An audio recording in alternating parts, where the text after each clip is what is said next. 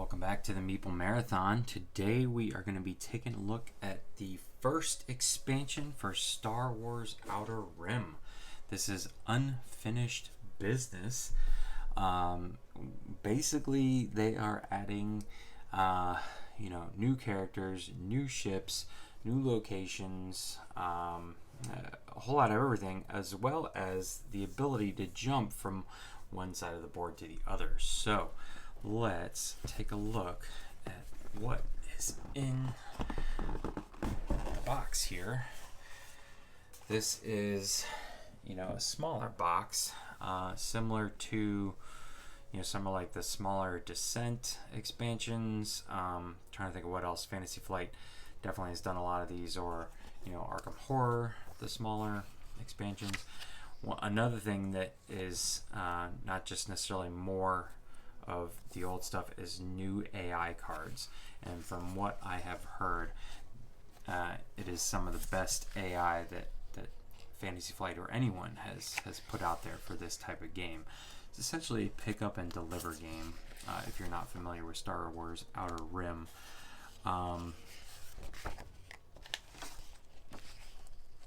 And see, there's this whole new section of single player rules. The original AI was fine, and I still enjoyed playing against them, but there was not a whole lot of depth to the character. All right, there's some wrapped up punch boards here that we're going to bust into right now.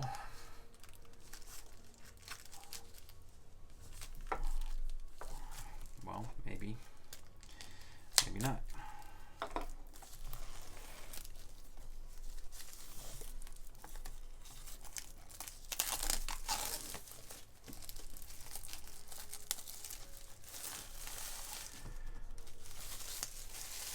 Okay, so I haven't gone through the rules yet to figure out how they handle adding new tokens. They are adding a few new locations, but a lot of these people, you can see Han Solo is a playable character in the base game. So is Lando Calrissian, so is Jyn Erso, so is Dr. Aphra, so is Boba Fett.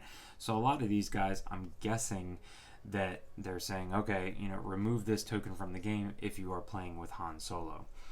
I don't know, how else they would do it, but and each one of them has, interesting, an orange level, which is a whole new level of contact. So that's interesting. All right, and then you have these debt tokens. I'm not 100% sure how these work, but adds a new dimension to the game.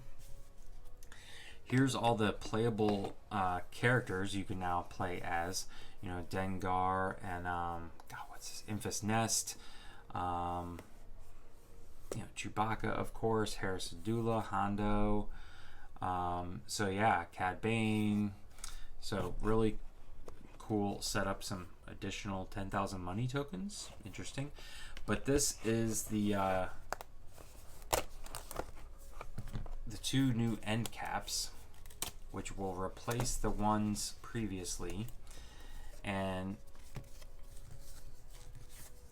so these have to go, I think, like this. Yeah, something like this. Maybe like that. Anyways, when these are out, you can see that it adds an extra planet to each end.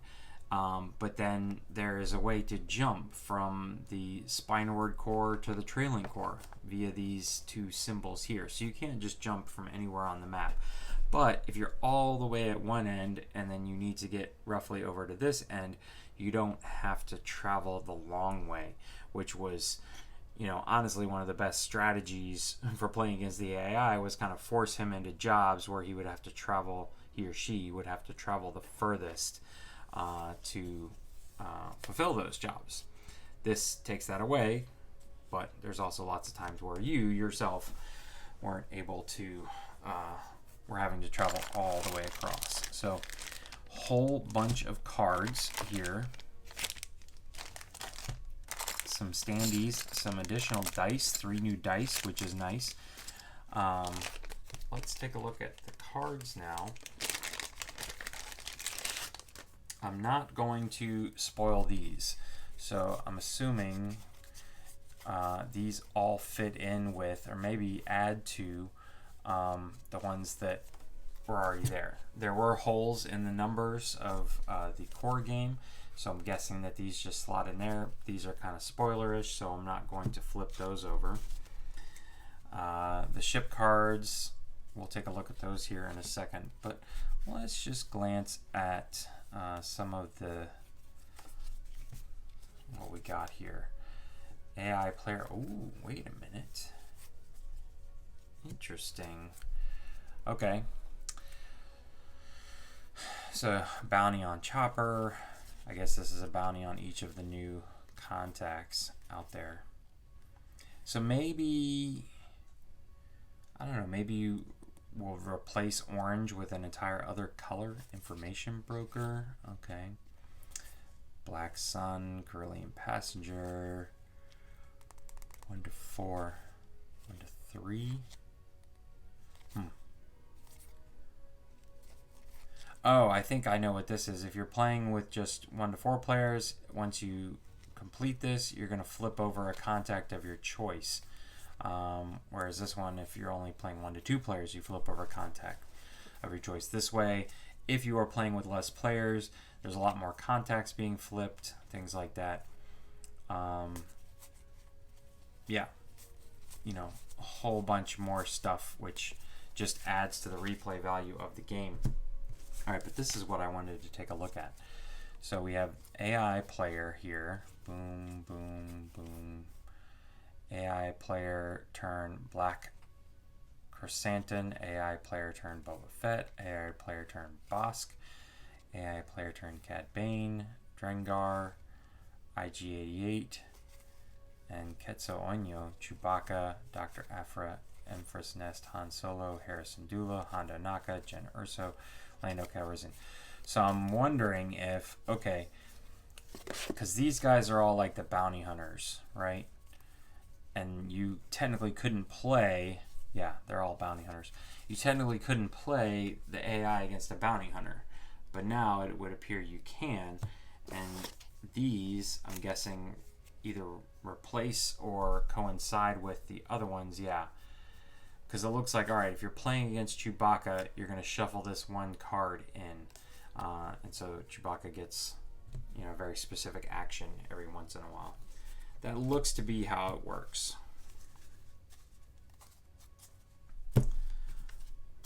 In one of our upcoming videos, I will attempt to get all of this to fit in the original box. We'll see if it works, because that one is pretty full. Some reference cards. Here are the hero cards, Empress Nest, and Black Chewbacca. Some new locations. I'm not going to flip those over. There must be a big bunch of, yeah, okay, so there's a pretty good stack here of the across the core or core worlds here, because there weren't any previously in that one. And then even more numbers. All right, and then we should have some large cards here.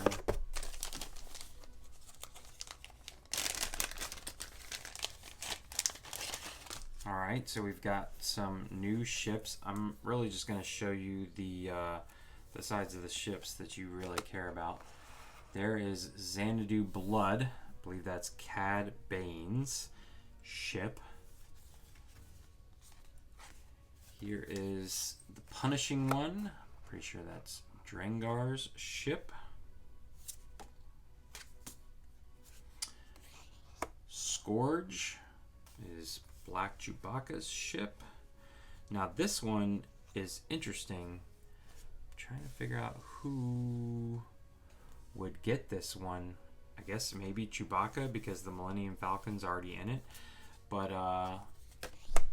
this is the Outrider, which is God, what's his name?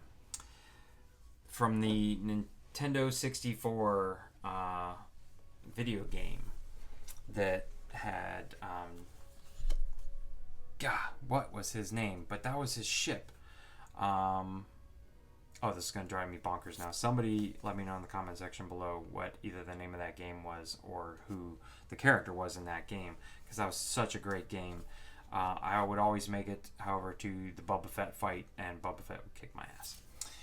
Anyways, the Airy, I'm pretty sure is Infus Nest, and then the Ghost, obviously, is Harrison Dula. So, who did we not have? Honda Anaka didn't have one, and Maz Kanata didn't have one. Chewbacca didn't really have one either. So yeah, I guess not nearly as many ships as they added characters. Then there's these, which I believe kind of slot in. Not that we needed to make our player boards any wider, but these give you unique setup, plus additional, what are these called here? Ambition sheets. Let me just find real quick how ambition sheets work. Ambition sheets. Ambitions provide each player with a path to cementing their place as the most famous being in the Outer Rim. When playing with ambitions, a player no longer wins just by gaining the requisite number of fame. They must also complete a series of goals to win the game. So there you go. It gives you a set of goals, unique setup, goal overview, gives you unique abilities, your goals, and a progress tracker. So there you go. I believe you just use, these tokens there. Gold tokens. Yeah. So that's that. Throw these up there. Feel free to pause the video if you wanted to read them more. Rebel reputation, ship combat, bounties, ground and ship combat. So yeah, these are cool. Again, they're just, it's already a pretty solid game. These are just adding, more ways to play without adding in all these intense additional rules. So anyways, that's going to do it for our unboxing of Star Wars Outer Rim. Like I said, my next video covering Unfinished Business here is probably going to see how well this fits in the core box along with all the original content. And then we will certainly be doing a solo playthrough showing off the new AI, probably showing off, if I can use them, the ambition sheets, and as much new stuff as possible. So keep an eye out for that. If you enjoyed this video, please consider giving it a thumbs up. And if you'd like to see more content like this in the future, please consider subscribing to the channel. Once again, thanks for watching. Have a great day. Surprise! I'm back. So after filming my unboxing video, I went ahead and started unpunching Unfinished Business and got out my core box and said, let's just see how well this fits into the core box. And it's actually quite simple. So instead of making an entirely new video showing off how straightforward it is to get the contents of Unfinished Business into my former storage solution, I'm just going to tack it on to the end of the video here. So if you are interested in my original, more detailed look into my storage solution, check out the video that's going to be popping up in the upper right corner right now. But for now, everything's in here. The box lid fits. Instruction manuals are on top. And I threw these up here for right now. You could probably fit them down where I had them originally. But this is basically just the ship cards and these larger cards here. These these just need to get thrown in somewhere. These are just the reference cards that I realized didn't make it in. So all of my cards are baggied, which I'm okay with. This game, you're basically going to pull out almost every single card every single time, shuffle a lot of them. So yeah, and I don't have my cards sleeved. If you were to sleeve your cards, you might need to look for a different storage solution. We'll see. But I have the entire codex here. I shuffled those in. I split up my location cards here into two different baggies. And then I have basically all of the AI cards along with the player cards here, and then all of the market cards in one baggie. And then from here, really the only thing I, tossed in here was below the, these are the core box pieces. These are the two pieces that come in the new content here. And so this is where originally, you could probably pretty easily put these in here like this, throw these in there like that, and still get these back in here like so. Maybe not so much. Yeah, see, I feel like one of these needs to go up here, which is perfectly fine. But those fit there like that. Anyways, and then under here is where I've always stored my kind of chits and tokens and everything else. And you can see everything just fits into its slot where it was. The only thing I didn't do was put in more of these. They gave you a whole new set of these. I guess some people like to have the standees already on the figures, but here I just have my huge stack of standees. The original dice are under here, under the gold tokens. I may shift that around. These are the 3 dice that came in the expansion pack, but other than that, it's like, throwing the orange contacts in with the other contacts. Here I threw these 4 debt tokens on top of these little guys. They're easy to pull out. They gave me some more of these and some more of these and some more of these. I just added those in with the rest. And so that's it. Everything very easily fits into this core box storage solution. And yeah, the lid closes and everything's fine. So again, if you want a more detailed look at how I chose to store this from the beginning, check out that video that was linked earlier, or just search on my channel for Star Wars Outer Rim. Once again, thanks for watching, and have a great day.